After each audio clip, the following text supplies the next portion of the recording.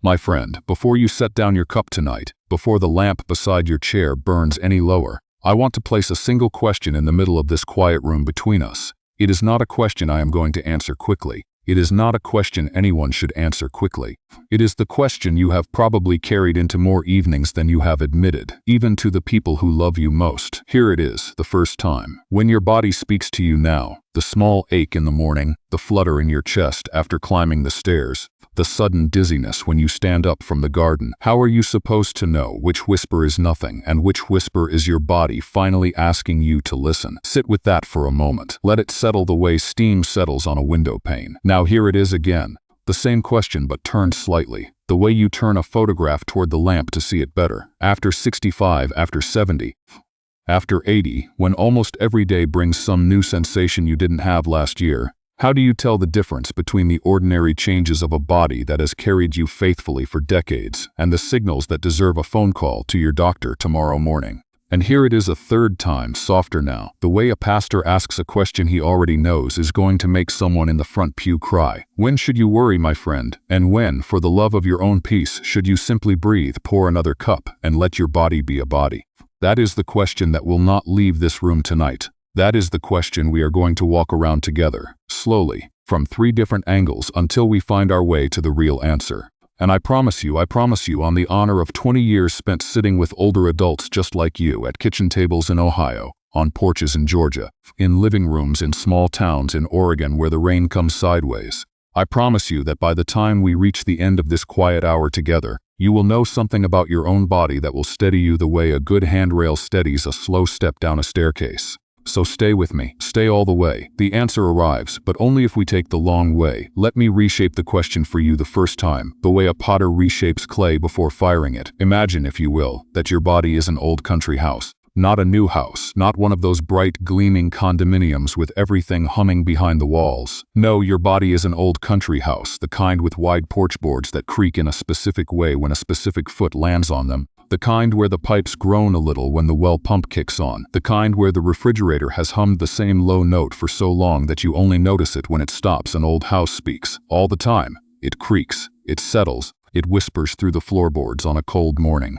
And if you have lived in that house for 65, 75, 85 years, you already know most of its sounds. You know which creak is just the wood remembering yesterday's rain. You know which groan is the furnace waking up. You know which settle is nothing at all. But every once in a while, and this is the part I want you to hear, every once in a while an old house makes a sound it has never made before. A sound that is not the pipes, not the wood, not the furnace. And a wise homeowner, an old homeowner who has loved that house through 4 decades of winters, does not panic and does not ignore. A wise homeowner stops, listens, and asks one clean question: is this a new sound or an old sound wearing a new coat? That is the first reframing. When your body speaks to you now, the first question is never, should I worry? The first question is quieter than that. The first question is this new or is this familiar? Because your body, my friend, is allowed to creak. Your body has earned its creaks. 80 years of standing, of lifting babies and grandbabies, of walking to the mailbox in the snow, of kneeling to plant tomatoes and rising to hang laundry. 80 years of that leaves a body with sounds. Those sounds are not warnings, those sounds are testimonies, but a new sound.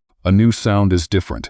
So here is the first partial answer to our question. Not the full answer, just the first layer of it, offered gently. The way you would offer a warm blanket to someone whose hands are cold, the doctors at the Mayo Clinic. And I want you to hear that name clearly, because Mayo has spent more than 150 years studying exactly what happens to human bodies as they age. The doctors at Mayo teach something they call the rule of the new. It is beautifully simple, and it will serve you for the rest of your life. The symptoms most worth a phone call are the symptoms that are new, sudden, or different from anything you have felt before. Not the old ache in your right knee that has been there since 1998. Not the mild stiffness in your fingers on cold mornings. Not the slower pace up the front steps. Those are the old creaks of a well-lived house. But a chest pressure that has never visited you before. A sudden weakness on one side of your body. A confusion that arrives out of nowhere. A shortness of breath that shows up while you are simply sitting still. A new headache that feels unlike any headache you have ever had. A sudden change in vision. These are the new sounds. And new sounds in an old house deserve a phone call. That is the first partial answer. It is true. It is useful. You could take it home tonight and be better for it. But it is not the whole answer, my friend. It is not deep enough yet, because the question we are asking is not only what should I watch for, it is how do I live steadily inside a body that keeps changing. And for that, we need to go further. Let me tell you about a woman named Ruth. Not her real name, but a real woman from a real small town called Marietta, Ohio, where the Muskingum River meets the Ohio and the mornings smell like coffee and river fog. Ruth is 78. She lives alone in a narrow yellow house with a screened porch her late husband Harold built in 1987. The porch still smells faintly of the cedar he chose because he said it would last her lifetime. He was right. One Tuesday morning, and Ruth remembers it was a Tuesday because that is the day the recycling truck comes down her street. Ruth stood up from her kitchen chair, walked 3 steps toward the sink with her breakfast plate, and felt the room tilt. Not fall, just tilt. Like the floor had leaned 1 degree to the left and then quickly straightened. She caught the counter. She stood very still, and after about 10 seconds, everything settled.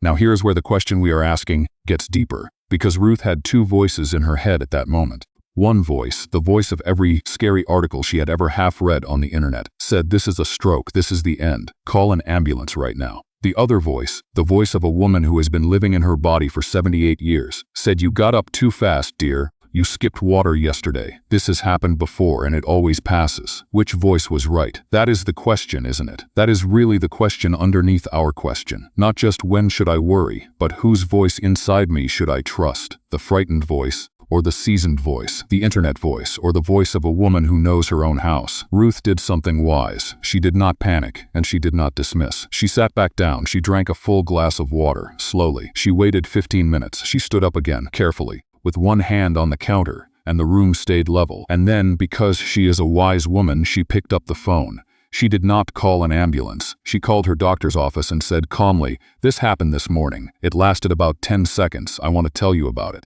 The nurse listened, asked questions, scheduled her for the next day. The doctor ran a few gentle tests, and it turned out to be exactly what the seasoned voice had said. Mild dehydration, a blood pressure medication that needed a small adjustment, and a body that simply needed to be treated a little more tenderly on the getting up. Ruth was not foolish for calling, and she was not foolish for staying calm. She held both voices at the same time. And that, my friend, is the beginning of real body literacy after 65. So let me turn our question again, a little further this time, a little deeper. We began by asking, when should I worry? Then we reshaped it to, is this new or familiar? Now I want to reshape it a 3rd time, because Ruth's story shows us there is another layer underneath. The real question is not only what your body is doing, it is how your body is doing it, and how long and how often, and with what companions. Let me explain. Because this is where the doctors at Harvard Medical School and the researchers at the National Institute on Aging, which is the branch of the National Institutes of Health devoted specifically to the science of growing older, this is where they will tell you the truth that most older adults have never been told plainly. A symptom by itself is almost never the whole story. A symptom is a single word. But your body is speaking in sentences, and the sentence is made of 4 things. The first is duration. How long did it last? 10 seconds, like Ruth's tilt, or 10 minutes, or 2 hours, or has it been quietly present for 3 weeks? The second is frequency. Is this the first time? The 3rd time this month? Or is it happening more often than it used to? The third is company. What else came with it? Did the dizziness arrive alone, or did it bring a headache, a weakness, a slurring of words? A single symptom is a word. A cluster of symptoms is a sentence. And it is the sentence, not the word, that tells the story. The 4th is change. Is the sensation getting worse over time, getting better, or staying the same? A stable ache is a very different letter than an ache that has been steadily deepening for a month. Frequency, company, change. Those 4 words are the grammar of your own body. And once you know that grammar, the frightening internet voice loses much of its power, because you are no longer reading single words in a panic. You are reading a sentence, calmly in your own kitchen, in your own time. So here is the second partial answer, gentler and truer than the first. You do not have to worry about every whisper. You have to listen to the sentence. When a new symptom arrives, before you reach for the phone in fear, sit down, pour water, breathe, and ask your body kindly the 4 questions. How long have you been speaking? Body of mine. How often? What did you bring with you? And are you getting louder, softer, or staying steady? If the answers are briefly, once, alone, and it passed, then most of the time, the wise response is to note it in a small notebook by your chair, drink water, rest, and mention it to your doctor at your next visit. If the answers are, for a while now, more than once, with company, and it is getting stronger, then the wise response is to pick up the phone. not in panic, in stewardship, the way Ruth did. And if the symptom is one of the true emergencies, chest pain or pressure, sudden weakness or numbness on one side, sudden trouble speaking, sudden severe headache, sudden loss of vision, difficulty breathing at rest, then, my friend, you do not sit down. You call 911 immediately, because those particular sentences your body writes are the ones the doctors at the Cleveland Clinic and Johns Hopkins have spent their entire careers begging older adults not to wait on. Time is tissue, they say, and they mean it with love. That is the second partial answer, deeper than the first, truer, but still not the whole thing, because there is one more layer. And we cannot go there until we pause together. Before I take you to the deepest reframing of our question, I want you to do one small thing for me. One small thing, because it will matter to another person watching this video tonight, alone in their own quiet room, who needs to know they are not the only one. If anything I have said so far has settled you even a little, if the story of Ruth in her yellow house sounded like your own kitchen, if the grammar of duration and frequency and company and change gave your mind somewhere to rest, I want you to type one word in the comments below. Just the word hope, 4 letters. That is all. Type hope and leave it there like a candle in the window, because somewhere tonight another older person, maybe in a town you have never heard of, is scrolling through comments at 9:47 in the evening, wondering if anyone else feels the way they feel. And when they see your hope, and another hope beneath it, and another beneath that, a whole quiet congregation of hopes glowing in a comment section, they will know they are not alone. You will have pastored someone tonight without ever knowing their name. Type hope, and then come back to me. Because we have one more turn of the question left to take, and it is the most important turn of all. Are you back with me? Good. Sit a little deeper into your chair. Let your shoulders drop. This is the part I have been waiting to tell you. We began by asking, when should I worry? Then we asked, is this new or familiar? Then we asked, what is the sentence my body is writing, not just the word. But now I want to ask the question the way it was always meant to be asked. The way the wisest doctors ask it when they finally close the office door and speak to you not as a patient, but as a person. How do I live inside this aging body of mine? Not braced against it, not afraid of it, not at war with it, but in partnership with it, the way two old friends walk to the mailbox together, one steadying the other. That, my friend, that is the real question, because here is the truth almost no one tells you plainly after 65. Your body is not your enemy. It is not betraying you. It is not falling apart. It is doing exactly what a faithful body does after 80,000 mornings of carrying you. It is speaking to you more because it has more to say. It is asking for more listening because you have earned the right to be listened to. The Mayo Clinic geriatricians, the Harvard researchers on aging, the good doctors at the National Institute on Aging. When you strip away the studies and the statistics and the acronyms, they are all saying the same quiet thing. Older bodies are not broken younger bodies. They are their own kind of body, with their own kind of grammar, their own kind of pace, their own kind of dignity. And the older adults who thrive are not the ones who fight their bodies. They are the ones who befriend them. So here, at last, is the real answer to the question we asked 3 times. When should you worry, my friend? You should worry when a new sentence appears, sudden, unfamiliar, with worrying company, or with the specific emergency words the doctors have told you to never wait on. And even then, worry is the wrong word. The right word is stewardship. You pick up the phone or you call for help, not because you are afraid, but because you are the wise caretaker of a house that has served you well and deserves your attention. And when should you breathe, my friend? You should breathe on all the other days, on the mornings when your knee is a little stiff, and your hearing seems a little softer, and the stairs feel a little longer, and the mirror shows a little more time. You should breathe, because those are not warnings. Those are the honest sounds of a life fully lived. The answer is not more fear. The answer is better listening. The answer is a partnership between the frightened voice and the seasoned voice, where the seasoned voice is finally allowed to lead. Now, let me give you the habits. Because an answer without habits is only a feeling, and feelings evaporate by morning. Habits stay. The first habit is what I want you to call your body notebook. A small notebook, nothing fancy. A spiral one from the drugstore is perfect, kept on the table next to your reading chair. Every time your body speaks to you in a new way, you write one line, the date, what you felt, how long it lasted, what else was happening. That notebook is a gift to your future doctor, and a gift to your future self. It turns single words into sentences. It replaces panic with pattern. The second habit is what I call the 15-minute pause. When something new happens, a dizziness, an ache, a flutter, and it is not one of the emergency sentences that requires 911, you sit, you breathe, you drink a full glass of water, you wait 15 minutes. Most of what frightens older adults resolves inside those 15 minutes, and what does not resolve tells you clearly it deserves a phone call. 15 minutes is not delay. 15 minutes is discernment.